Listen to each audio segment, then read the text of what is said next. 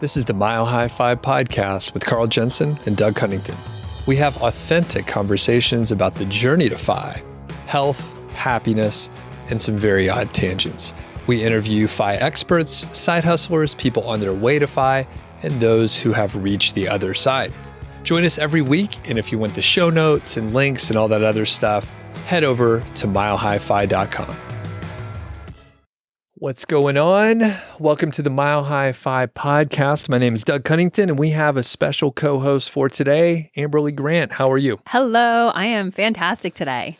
We've been having a good time. I encourage people to listen to the sound check that's at the end of this episode. I think we could just talk about food the whole time. Yeah, pretty much. I think we went from chocolate to somehow Waffle Houses. So yeah. I think I'm just hungry, so all the conversations lead to that, and I'm pretty excited today because we're talking about children, and I'll let you do the intro. As a person with no children, I'm certainly not qualified, but I'm going to have a fun time talking today. So what are we getting into? Well, I kind of want to talk about the expense of children. A lot of people, before I had a kid 4.5 months ago, people are like, children are so expensive. And then other people would tell me children are only as expensive as you want them to be. And bullshit on both. Children are expensive in certain ways, and there are ways to save money. So that's what I want to talk about today. I want to talk about like the parental community. So like, you know, the givingness of the parents in the community of having children. It's not the right way to say that, whatever. Unexpected costs, like our first 4 months of having a kid and what that looked like, and just kind of these random things that popped up that we had no idea about, and what they actually cost. And then talk a little bit about health insurance and how that works when you have a kid. Okay. Yeah. And like I said, I have no kids. Yeah. But at one point in time, I thought I would have kids. And I remember my friends starting to have children, and then, friendships splinter at that point. It's like people without kids and all that kind of stuff. And exactly what you said, like people were like, it's not too bad. Like, it's not that expensive. Like, it's just as expensive as you want to make it. Mm-hmm. But we're going to dig into that a little bit. So initially, I'm curious, how did you plan and budget and stuff like that? Yeah. I figured big life changes always come with additional expenses. Like, it's just something you can't avoid.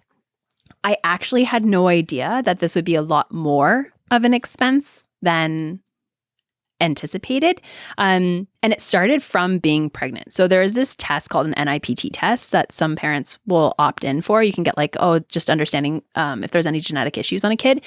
And it turns out that people didn't know this, and it only came out like 6 months ago, that those are actually just screening tests, and they're highly inaccurate. So most of the time they come up with some positive issue that you need to further look into, but you don't know that it's just a screen. So more than likely it could be a false positive, but you start freaking out because you're like, should I be, aborting this child? Or are we going to have a child with like some issues that we need to account for? And so that's when the money issues started, was during pregnancy, having to go for a bunch of tests. So I think my insurance company's $150,000 into my pregnancy. Like, that's how much it's cost them for this one test that messed up, and it was a false positive. So we had to go to specialists and genetic counselors and get amniocentesis, which is like where they stick a huge needle through you, and it literally feels like you're being impaled. I thought it was like in the Braveheart movie where I'm just like stuck at a table with like this needle going into me. And yeah, it turns out it was all just a false positive. So that ate up my entire deductible and out-of-pocket max of $4,000. So like, I haven't even had a kid. I haven't even like gone to this birthing center and hello. And so I just think of people who don't have the best insurance, who don't have the best care, who don't have any of this stuff. How do you get through this time of your life if before the kid's even born, it costs thousands of dollars? So yeah, that's kind of I didn't plan for it. Halfway through my pregnancy, I realized, things are very unexpected when it comes to bringing a life into this world. And are you a big, like zooming out a little bit, are you big on budgets, and like, do you forecast and project? Yeah, that's the thing. I don't. So I do like zero-based budgets. What's that mean? So essentially, I decide that what I want to put away for my future. So my 401k, my HSA, my Roth IRA. So max all that out. Decide what I want to put towards like a house savings account or a brokerage account. And then basically whatever's left is a pool of money I can do whatever I want with. So zero-based budgeting, essentially everything goes there. And then all of a sudden I've got like this little bit of money that I can do whatever I want with, and I can go down to zero with that, or I can just let it accumulate or do whatever. So I budget, but not in a traditional sense. Okay. So with that, did you start like forecasting and try to understand like how much it would cost like through the pregnancy and moving forward? Yeah, I assumed incorrectly that once the baby was born, like, oh, it's supposed to be really cheap. Like you can breastfeed, that's free. Breastfeeding journeys for most people is really difficult. And turns out a lot of women go to formula at some point, even just for a rest, to be like, because this whole thing is like sucks. So that can take a really long time. It took us 4 months to actually get like breastfeeding properly. And even then I still pump. And so formula costs a lot of money. Didn't know that. I didn't know I thought I'd be like, no formula. Right. Didn't know that like, oh, I have to take antibiotics during labor. So therefore like I need to start taking probiotics after this baby's born. So then I have this little container. It's like the size of my thumb for a baby to have probiotics. And you like drop it in their mouth, 5 drops. It's $30. It's like you have to replenish it every 2 weeks. So like just in probiotics, I'm spending $60 on the baby, and then like another $50 on me. Okay. So just like all these things that like, yeah, I could put it as a line item, but I don't think anyone out there is thinking I'm going to spend $90 a month on probiotics. Yeah. And can you, we're going like deep. I was showing you earlier that I'm like fermenting stuff upstairs. Like I'm making like a hot pepper sauce or whatever. Can you get some of the probiotics that you would need from natural sources that you can just like make instead of getting it from a pharmaceutical situation? Yes, you can. So you can get like, and it's always better to have like a naturally fermented product. Sauerkraut, kimchi. Couldn't eat kimchi during the pregnancy because the smell afterwards could. So sauerkraut I'd eat every day. But each fermented product has different types of bacteria. And especially if you're on antibiotics, you want to replenish those types of bacteria that were wiped out from it. So pharmaceuticals is best because you know how much you're getting and what you're getting. And supplementing with real fermented foods is always a good idea. Okay. Yeah. Good question. Gotcha. Yeah. And anyway, that's like a health route. So, okay. So let's jump back into it. You have a nice comparison here, which I found myself doing as a person. I love dogs, right? Yeah. So I've had dogs all growing up and 2 as an adult. Yep. Georgie is the current dog. And I found myself doing this. So I'll let you tell this little story. Well, I have a question. Sure. What is the male name for a dog mom? Like dog dad? I think what do you go by? Yeah, I think dog dad is fine. Yeah. Father of the dog. Okay, so my sister came to help out at 6 weeks because we were alone in a condo in Vancouver. And my sister the entire time would continually compare having a child to having a dog. And the thing is, I don't disagree with this. A dog parent and human parents have very similar things in common. Like finding toys under the couch. I now move the couch and there's like little like these little balls or whatever is around. Positive feedback for training. So like every time my child does something good, I like try and, like encourage that behavior. And puppies and babies are very food motivated. So like you can get them to do anything if you're giving them food. So I feel like there's some really good similarities. And there are major differences between having a dog and having a baby. Like time, like you can leave Georgie here and go do something. Barely. Yeah. Barely. Yeah. We're all very codependent. Yeah. We're in Colorado. That's right. I can't leave my kid at home. Like someone's got to watch him. Or we got to bring him with us. And then he has to have naps. And then you feel like you mess up your nap schedule. Holy shit. And like have fun with that. And cost. Like a dog doesn't need a sweater, but like your kid does. Right. It doesn't mean you can't get a sweater for your dog. Oh, though. precisely. I completely understand and We agree. don't have one. No. We do have PJs, but it was a gift. Yeah. We all have matching PJs. I'll put a picture on the Buy Me a Coffee. It's ridiculous. That's fantastic. Yes. Well, and like maybe booties are necessary depending on the weather where you live. So I'm going to give you that one. Sure. But I think the dog like accessory business is like $1 billion industry. They have boxes for your dog now. But you don't need any of that. No.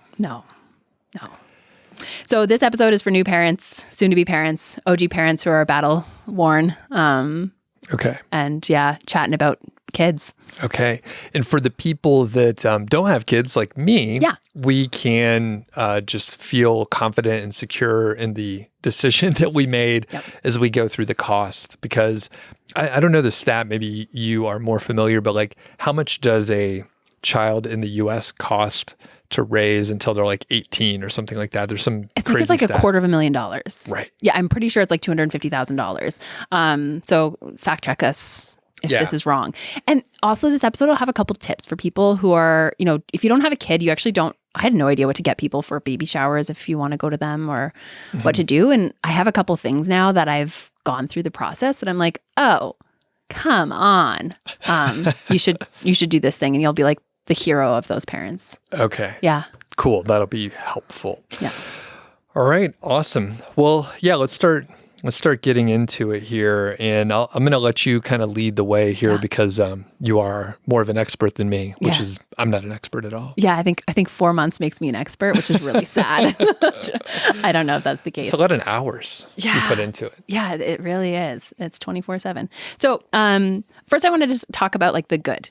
Just like every community, there's like a parenting community. And although there's good things and bad things about a parenting community, the best thing is the hand-me-down, like free things online. So if you are going to be a parent, one of the things you can do is like go to the buy nothing groups in your area because people are always giving away like bags of baby clothes. And like you can get swings and bassinets and things for cheap. But here's the caveat is you can prepare in advance and buy all the things. We were in a 1-bedroom in a condo in Vancouver. And so like we just couldn't fill it with possibilities of what our child might need. So we decided we'd wait until the kid was born and then you're kind of in a crazy state. So you can get all the stuff you need, but it turns out your kid is going to have its own journey. So like you can say like, everyone's like, oh, my kid loved the swing. It slept for hours in the swing. We tried to get a swing for our kid. We panic bought a swing from Facebook Marketplace for $100. It's normally $350. So like great buy, except for the fact that our kid never used it. Cause every time we put it in there, he doesn't like being confined. He's like this like wild child. So like, yeah, great. We have this huge ass swing in the middle of our living room that we can't use. So we're going to go buy another swing or another type of thing? No, like we're just going to get rid of that. And then trying to resell something is really difficult. Because like people don't want to pay for it if they can find it for free other places. Right. Yeah. So I just really recommend people to like talk to family and friends, get bags of clothes. I got 6.5 bags of baby clothes for 1 year, like 0 to 1 year from a friend. And that was amazing. We use like 4 onesies a week. So like we don't need that much clothes, but now I can pass those on to other people. Perfect. Yeah. And that, so you mentioned like buy nothing groups. So usually a community or like just geography will have plenty of those, right? Yeah, exactly. Or like Nextdoor. Okay. Yeah, the people are giving away things on Nextdoor all the time. But again, if your kid's already born, sometimes you just need to panic buy things. So they're really helpful to plan. But if you need something right away, they're not the greatest to be to going for that.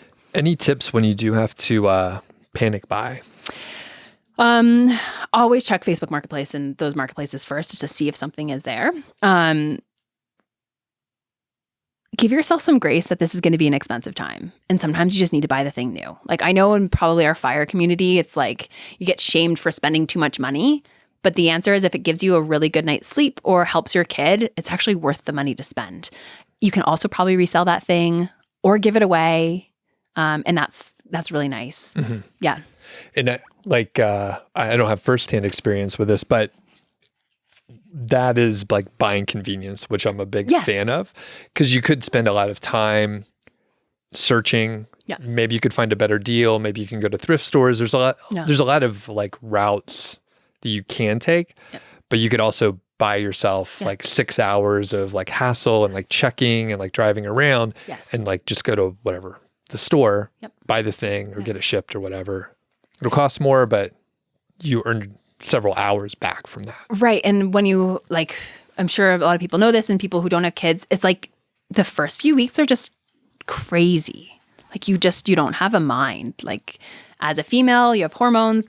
As the partner, hopefully you are off work and you are helping out with everything that doesn't have to do with maybe the physical baby. Like you can diaper change, you're going to get those products, you're making sure that everyone's fed, house is like tidy, who cares if it's clean. But yeah, that's like, you just don't have a lot of time or energy. Okay. Yeah. So it's like when you get a new puppy. Exactly. Yes. Okay. Tell us about getting a new puppy. Did you have to panic buy anything? So I am so aware of how I like to live that I've only adopted adult dogs. Yes. So no, I can't even deal with baby dogs. Right.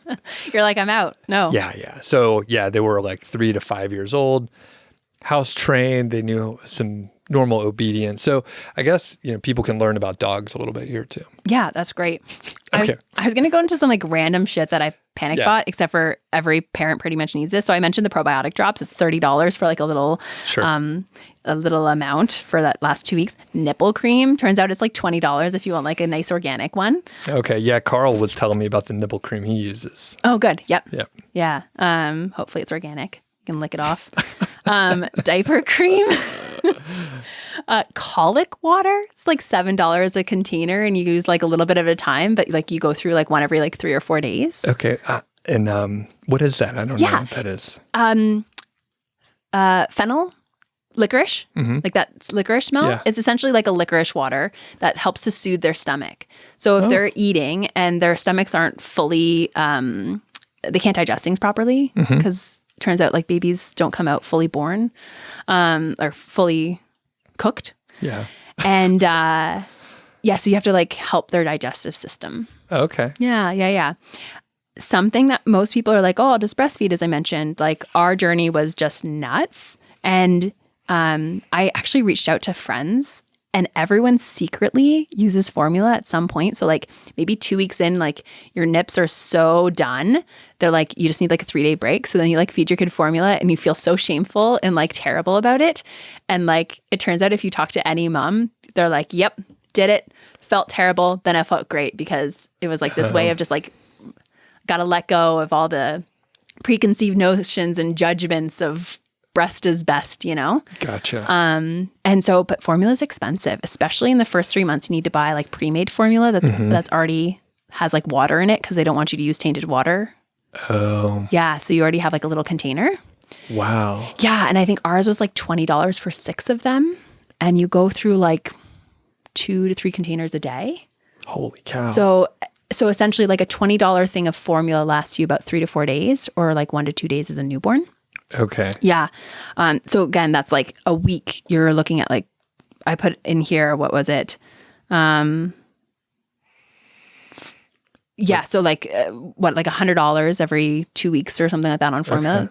Okay. $150 of 2 weeks in formula, which you don't really plan. Like that's $300 a month on formula. Like, holy cow. Yeah. And then what is this total? So like per month you have several things. I don't know if you calculated. If not, don't worry about it. But what is that, like $500-$600 a month? Yeah. So I think I didn't know if this, I can't remember now. Sorry guys. I think this 150 is like every 2 weeks just for these random things that I put, but I forgot to put the colic water in there. So I don't know. Honestly, it's about $400 a month, I'd say, just like in these random little things you buy off Amazon. Got it. Again, that's not like the next issues that you have, which is like going to the doctors and things like that. Well, before we go on, you are also talking about you needing to consume like 700 additional calories per day. Yeah. At a minimum. Yeah. So like that's extra food. Like, I mean, are you buying more food? You're like, I need more food around. Does that count too? Yes. So like I get like 700 calories to spare in a day, which is amazing. So I started eating sourdough bread because I don't normally eat bread much in my life. Yeah. And so at the local store, like the bread store, it was $6.50 for 1 loaf of organic sourdough bread. Oh, it wasn't even organic, which is regular sourdough bread, but we're in Canada, so we've got better laws. Okay. And I would eat that in like 3 days. So like, let's just say in bread a month, or a week would be like $12 in bread. Okay. Yeah. I'm hungry right now, apparently. Right. So what do you put on the bread? Oh my God. Okay. So I have this amazing thing that I actually like Instagrammed about and got a lot of comments. Okay. Cut the bread up, toast it, put some butter on it, goat cheese, and a little bit of jam. All right. Yeah. My partner's mom makes jam. Okay. So I had like some strawberry, apricot, like blackberry, some other like the really small berries that like take forever to make jam out of. Anyways, it's amazing. Goat cheese on your toast is like game changer. Sounds good. I have goat cheese upstairs actually. Yeah, and good calories, Okay. right? Like and then obviously almond butter, and it's delicious. Some avocado maybe. Yeah, avocado toast. That's where all my money's going. Goddamn millennials. Yeah. Yeah. The avocados are a pretty good deal at Sam's, by the way. I know you're a Costco girl, right? Yeah, So- $4.50 for 6 at Costco. Okay, that's better. Yeah, or 5, I think it is. Yeah. They were pretty expensive there for a little while. $13.99 for 5 of them. Oh, I can't remember what it peaked at. It wasn't quite that high, but it was Costco. pretty expensive. Yeah. But yeah, they're back into a reasonable range there. Yeah, I love bread. We were just talking about bread. I started to bake it a little bit more here recently, but I'm not making as much dough because I will do what you said and eat like a loaf in like 3 days. Yeah. And I don't need the extra calories. I want to sign up for the extra 700, but I'm not sure I can do that physically. Yeah, that's a lot of days in the gym. Yeah. Okay. So what's next? Anything else with the general area before medical and health? Yeah, no, I think the thing is just to remember is that you're in like a crazy time. I talked to my other friend who had a baby one day after me, and she's the same thing. They went through their budget finally because they like kind of blindly just like what we did. We're just like, it doesn't matter, robot, let's just keep going. And she looked at hers, and we had dinner the other day, and she's like, Amberly, like, you'll appreciate this. Like, I can't believe how much money we've been spending since having a baby. And I was like, girl, high five. Like, I'm in this with you. Yeah. It's evening out right now, actually, like at the 4.5 month mark, but the beginning is intense. Okay. Yeah. Did you go and calculate everything? I don't know if we're going to get to that.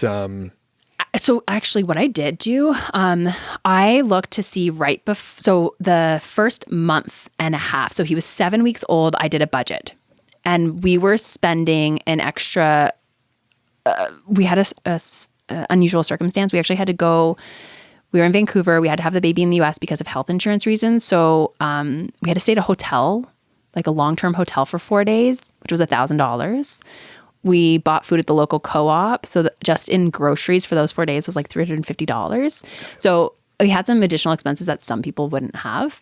It's like a vacation, yeah, basically. Yeah, that I was in a hotel room, like with a screaming baby. Like actually the baby is amazing. Our kid is awesome. And every parent says that, sorry. Yeah. I'm sure all your dogs are awesome too. That's great. Yeah. So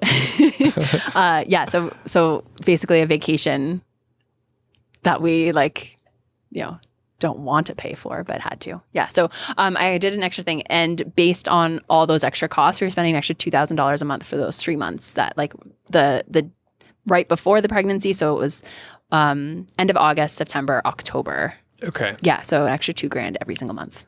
Okay. I don't even know how like it's medical costs. So we can go into that in a second, but that hotel room and food and stuff was a lot of it. Okay. Gotcha. So that, I mean, it's a lot.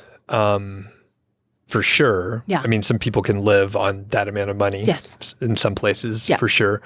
But it's not as alarming as it could be. Yeah, correct. Because some people save that amount of money. Yes. So, or more than that. Right. And so you have it to spare essentially for a couple months.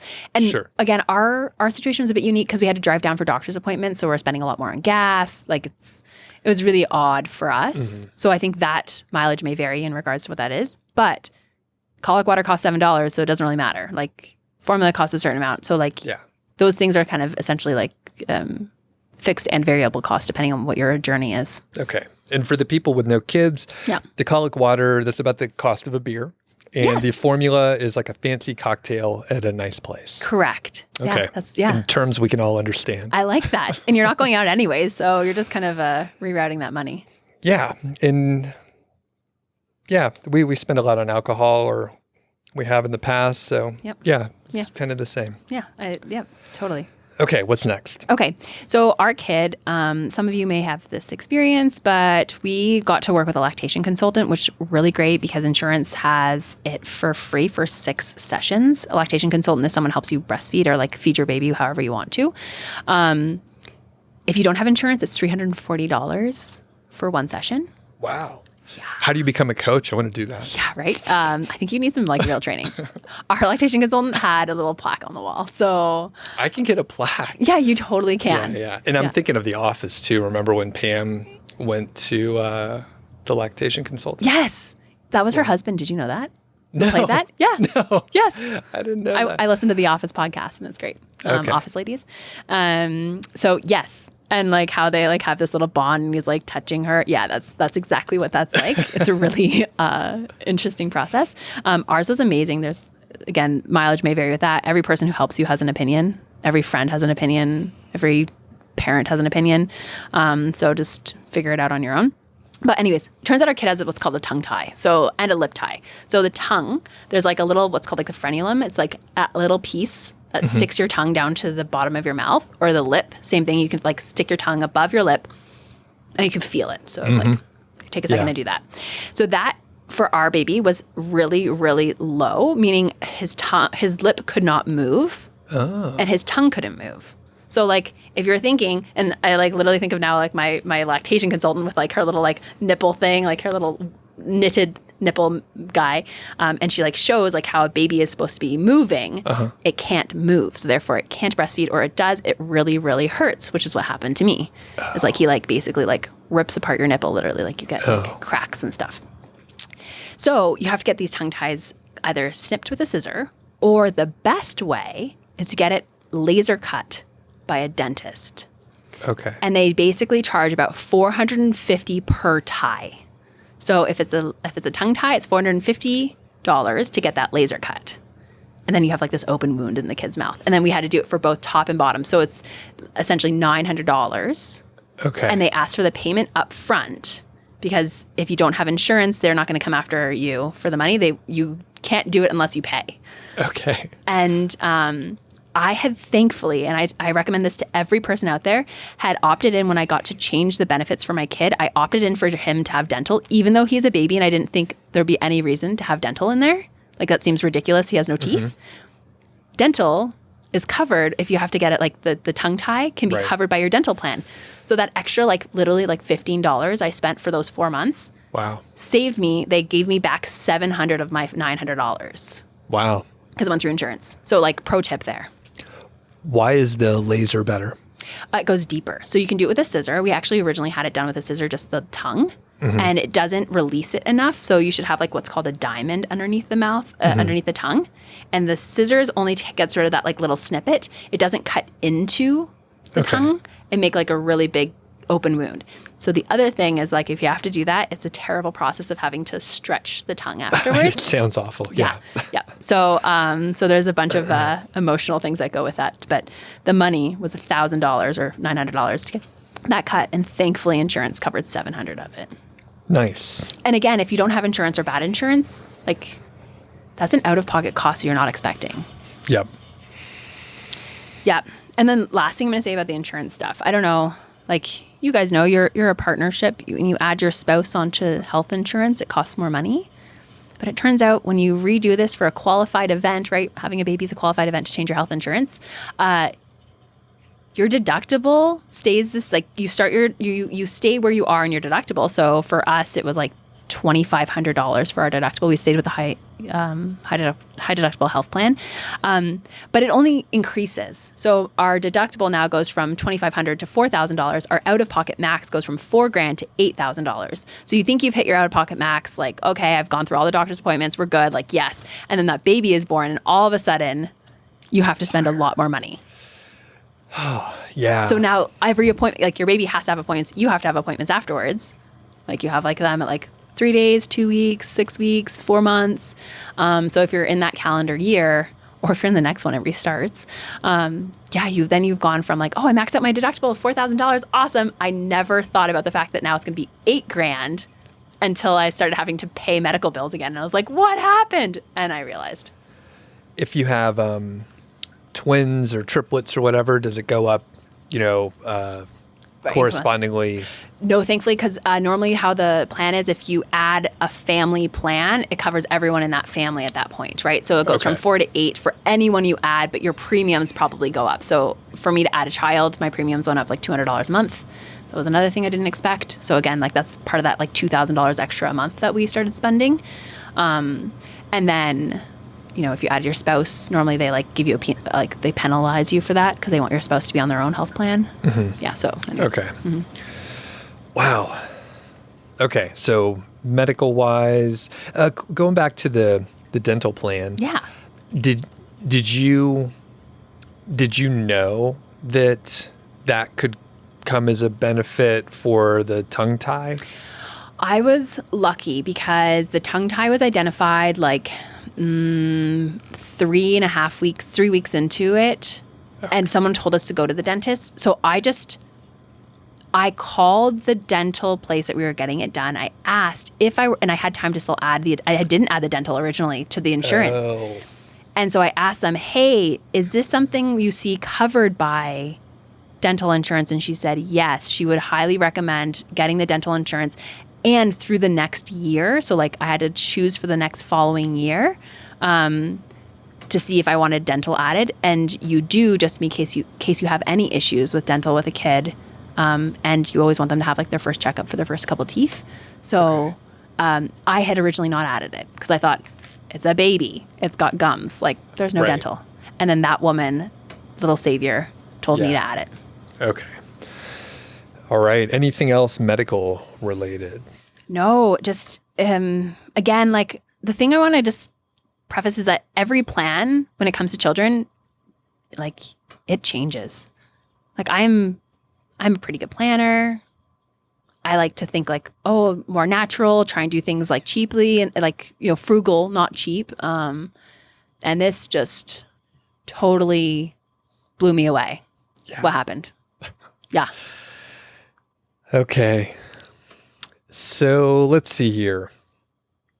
You have a pro tip we can get into there. Okay, so here's for all the dog moms and fathers of the dog out here, or just people who don't have kids. I find like the number one thing people give you on baby showers is kids' clothing. And I find it the most useless gift. No offense to everyone who gave kids clothing. Now you know.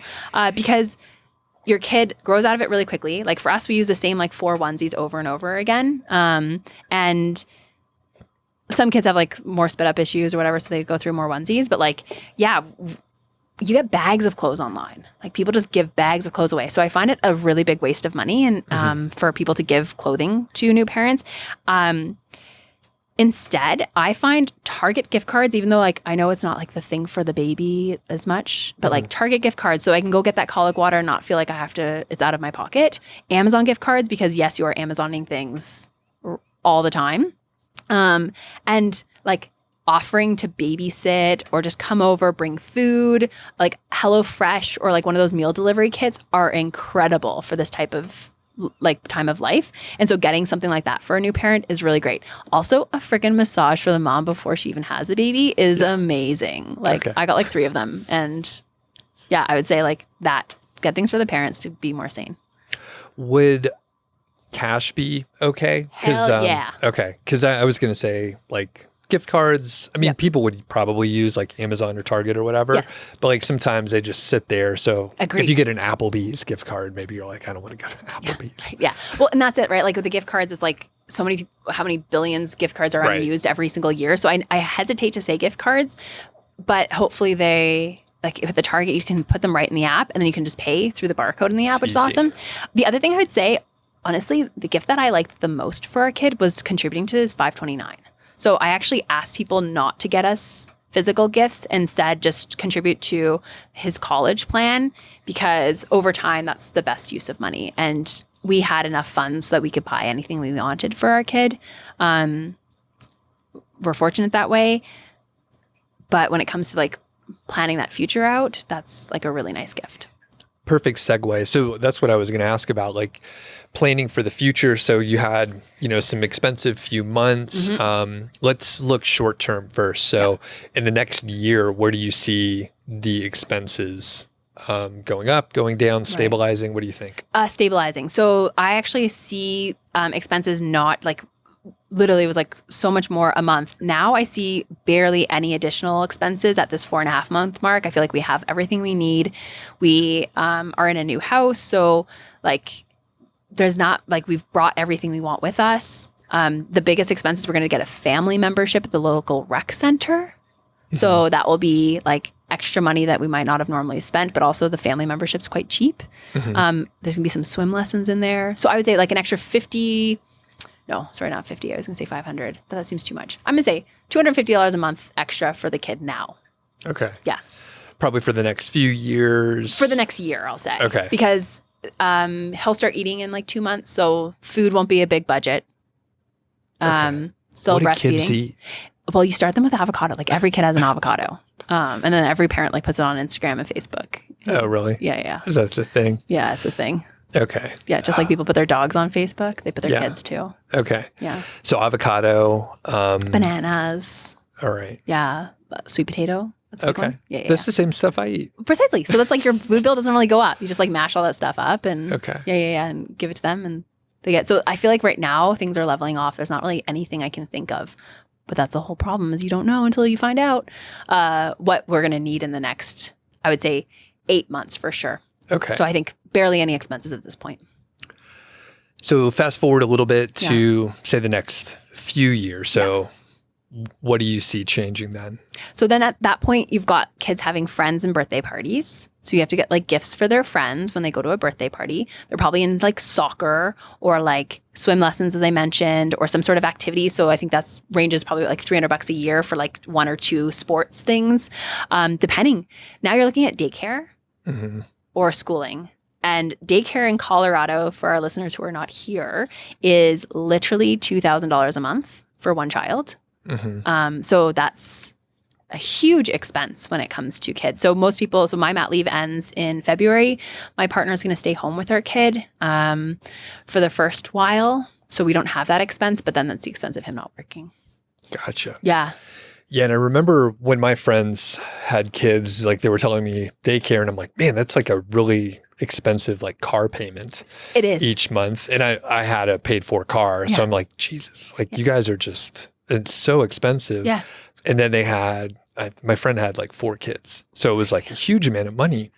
And over, a few years, like they made it work. It's fine. Like they were very successful and they had the money to pay for it. Yeah. But when you look at it now that it's been like 14 years, like basically we hit FI and they're going to be working like for fucking ever, right? Because they're probably all going to go to college and like it's I mean, it's a choice. It's a trade-off, right? Yes. They may judge me. I don't judge them. It's all good. But like when you look at the amount of money, it's like, holy shit. Yeah. It's bananas. Yeah. I remember like that when you're young, you've got like the gay couples, right? So they like constantly are going on vacation. They have the nice houses. They have like the nice like stuff. Some opt for children. Right. But back in the day when I was really young, sure, it wasn't normally like something that they would do because people are really weird about it and it was odd. So now like my cousins are like vacationing. So they're a gay couple here and they are vacationing and doing all these things. And I'm like, oh my God, yeah, that's a different life. Like I am no longer in this life. I am in the parent life, which is like soccer practice, making sure my kid's in bed at 7:30. Like what happened?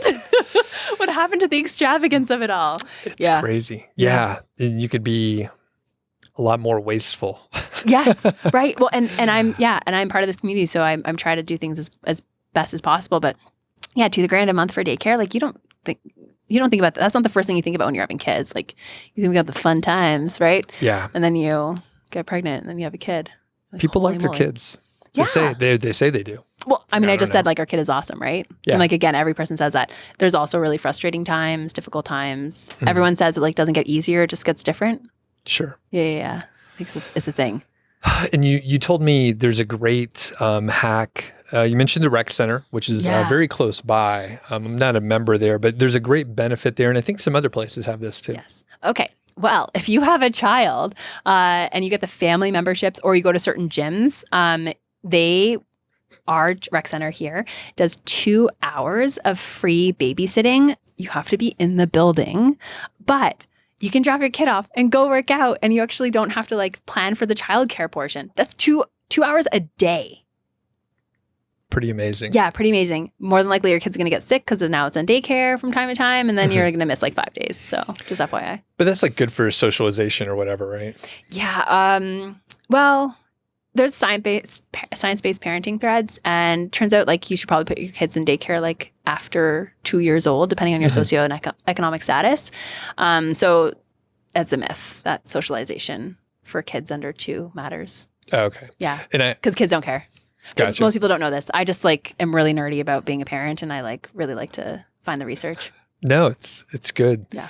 Well, and I just meant, so it's after 2, because basically like I see people that are over 18 Yeah. and then people that are under 18. So I have no delineation. Babies, 16-year-old, no different to me. Right. Oh my God. Okay. So total rant here. When I originally didn't have children, so like my life before 4 months ago, parents are always like, oh, my kid's 36 months. And you're like, what the fuck? Just tell me it's 2.5 years old or whatever it is, 3 years old now. I don't understand.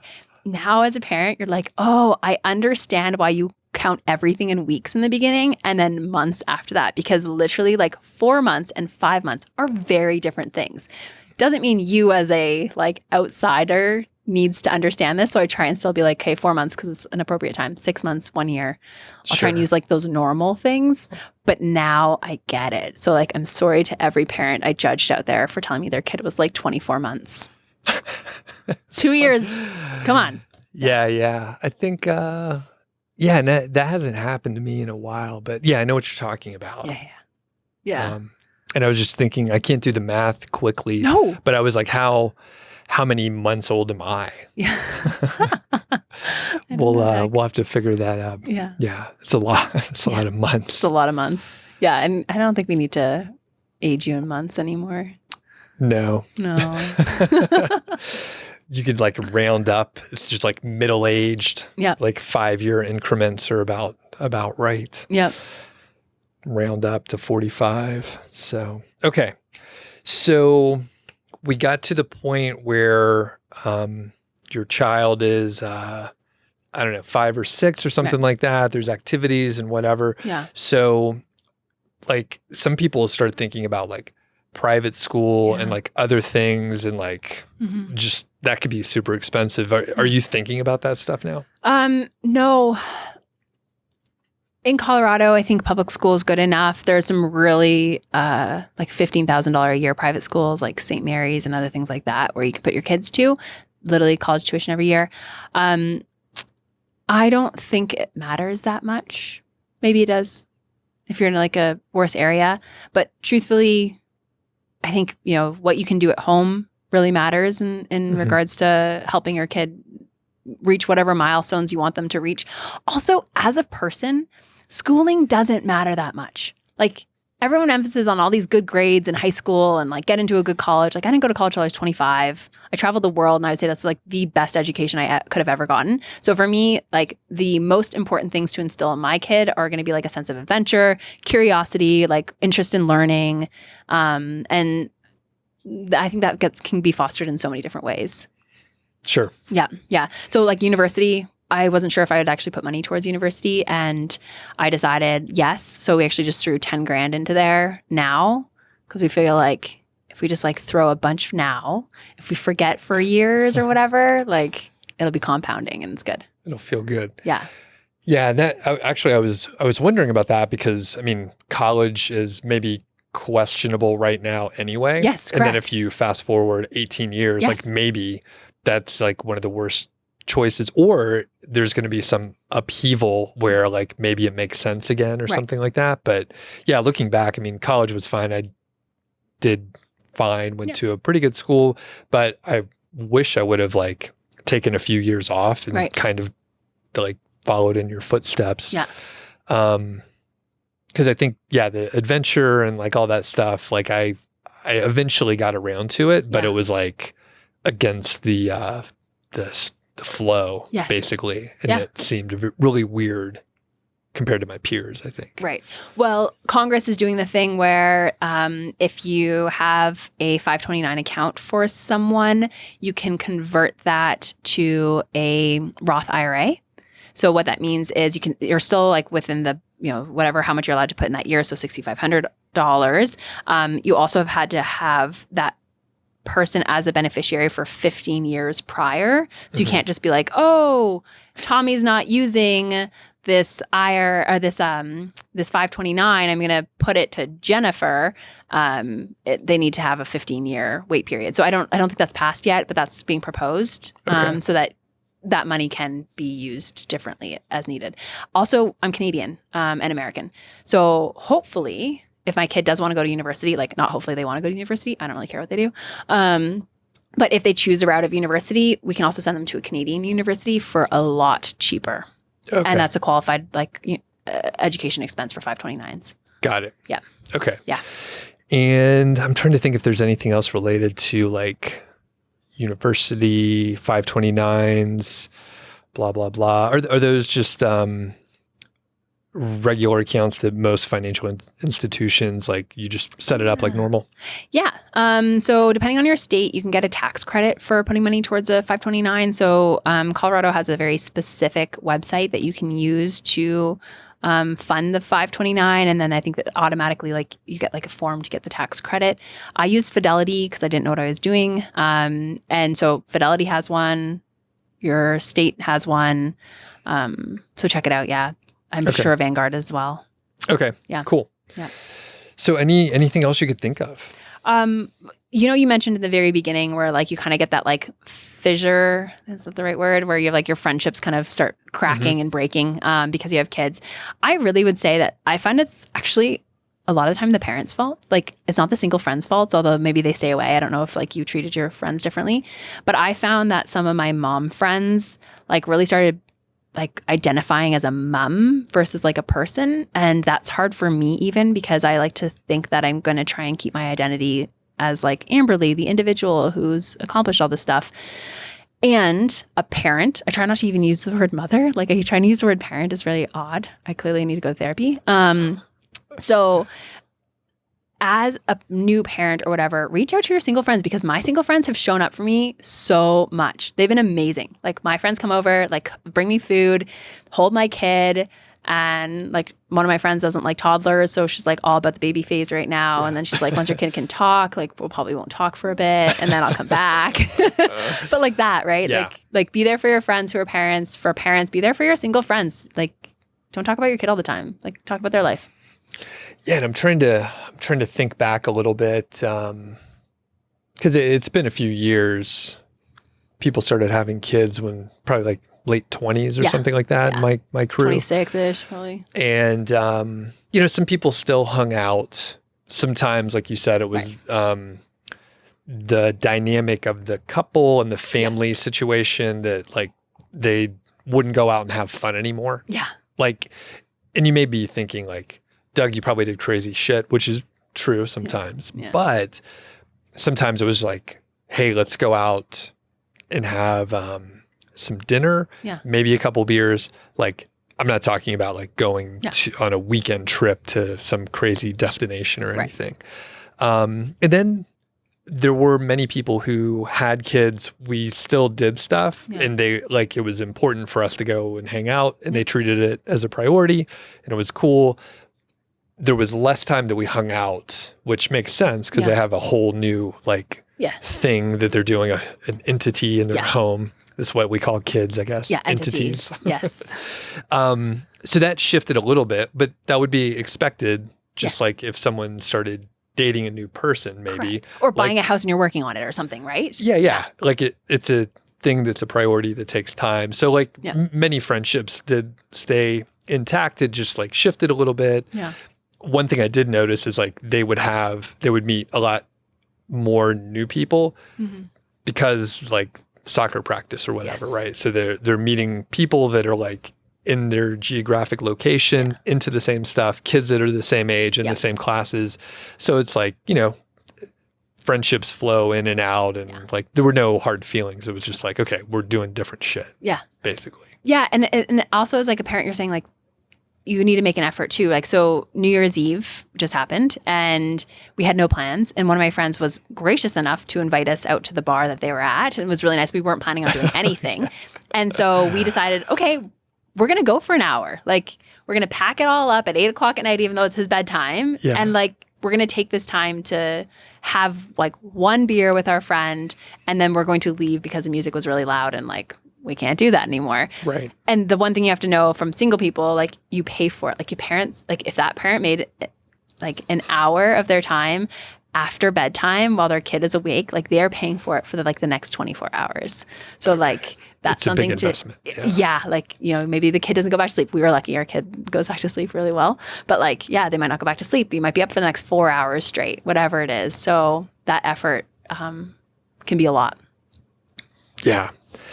I never, I probably didn't give people credit for that. Yeah.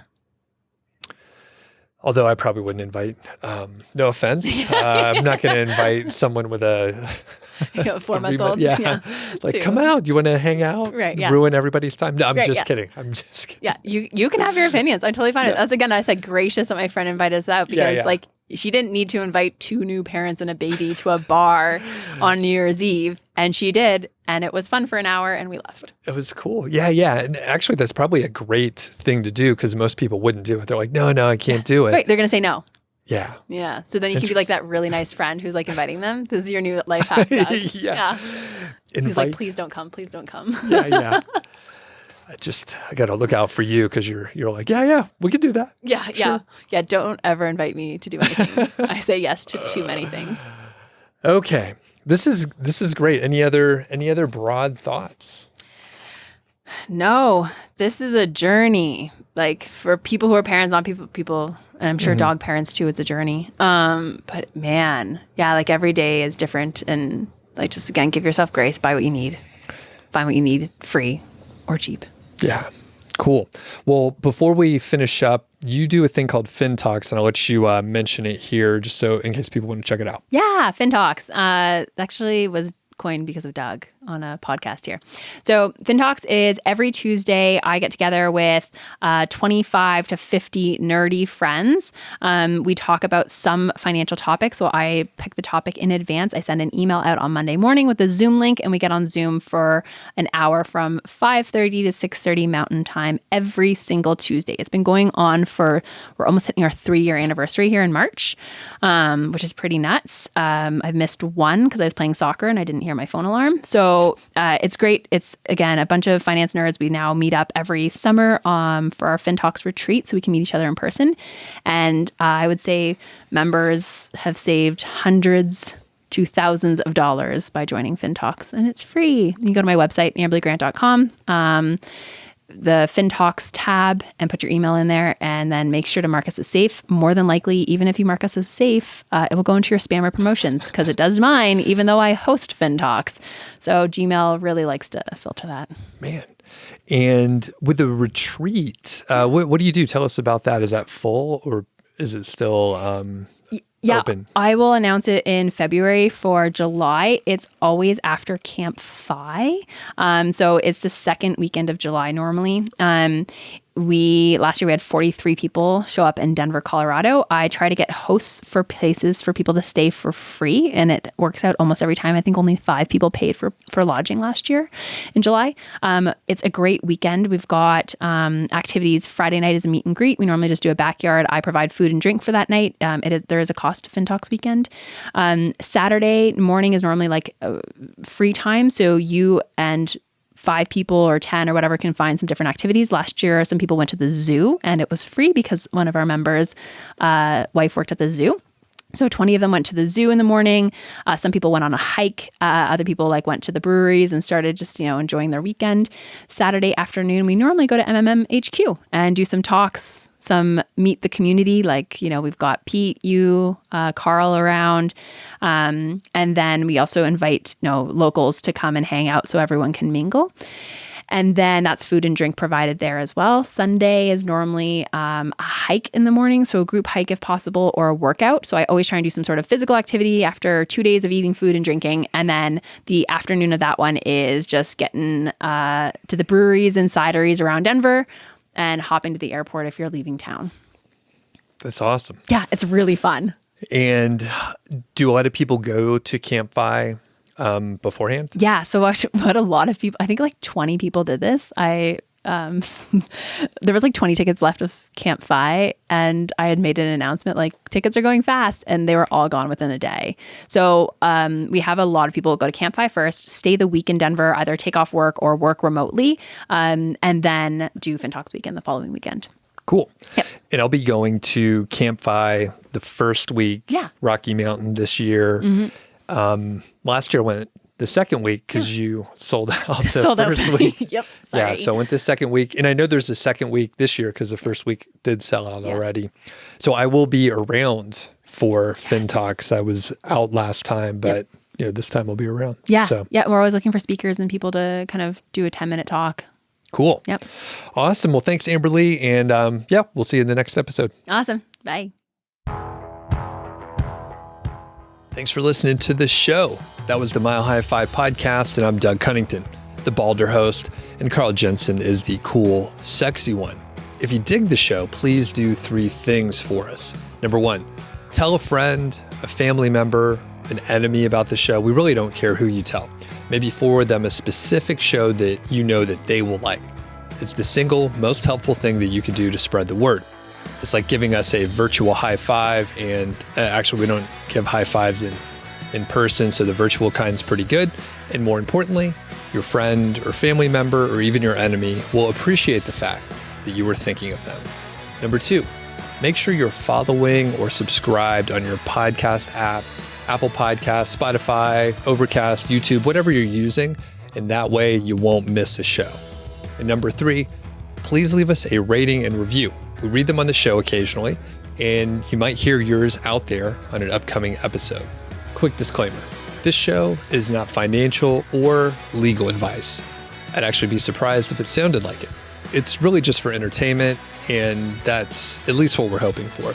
But seriously, get advice from professionals.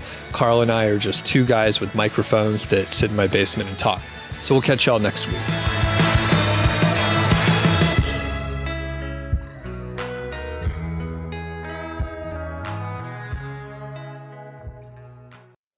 Let's talk about chocolate for the sound check here. So you're a chocolate fan, right? Definitely. Yeah. High quality chocolate.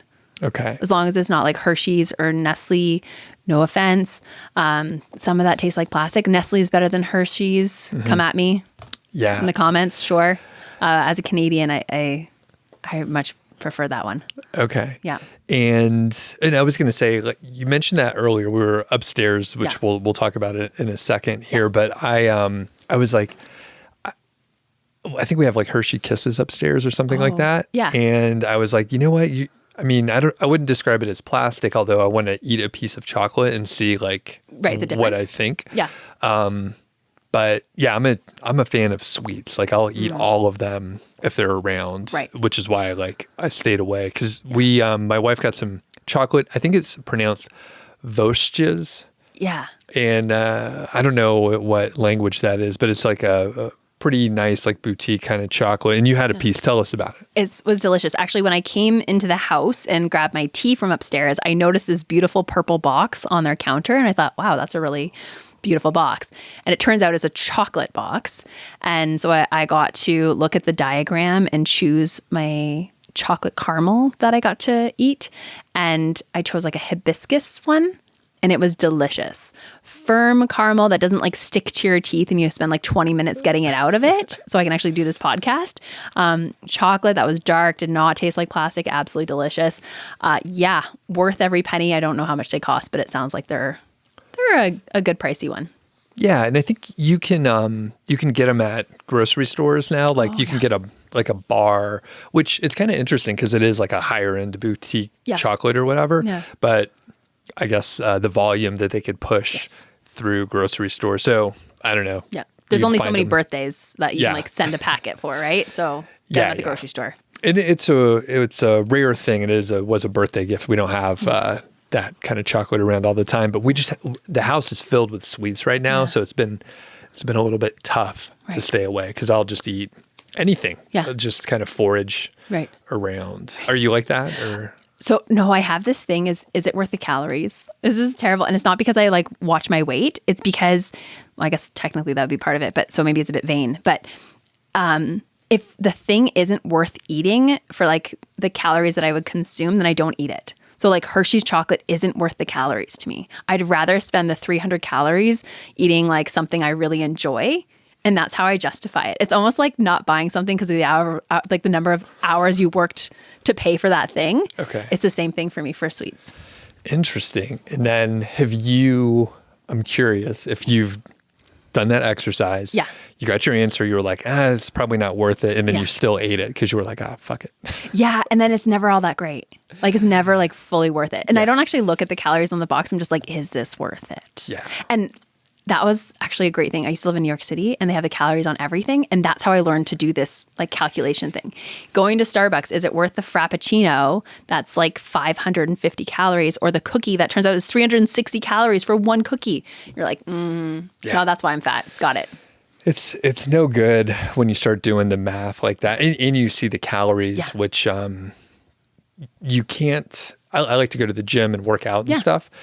You can't work off like the meals that you eat. I recently ate at Waffle House, which I love. It's an Atlanta place.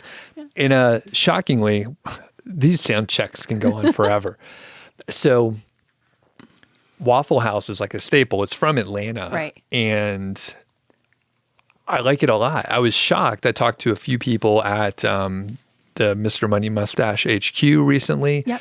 And like 5 people basically were like, I had bad experiences at Waffle House. They were like, that place is trash. And I'm like, what are you talking about? Like, it's fine. Yeah. And the thing is, like, there's different, I mean, if you go off like Interstate 75 in like South Georgia or Florida or whatever, like it could be kind of a crappy place, but like they have them in whatever nice neighborhoods, affluent neighborhoods, and they're pretty nice. Yeah. And it's fast. It is diner food. It's a greasy spoon kind of place. So Waffle House, what are your thoughts? I've never been. This is the one with the yellow and it's like all the squares. Yeah. Yeah. We had one in my hometown. We would go to Denny's.